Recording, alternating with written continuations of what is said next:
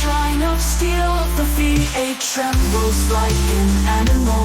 The vibration spreads through my chest, a furnace of breath and smoke.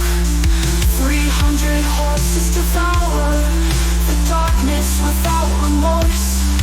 The music comes through the air, jagged as glass in the bloodstream.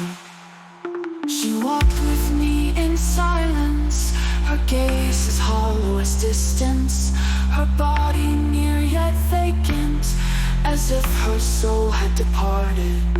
I asked if something remained, a glimmer beneath the stillness, but the void was her reply, her silence deeper than the night.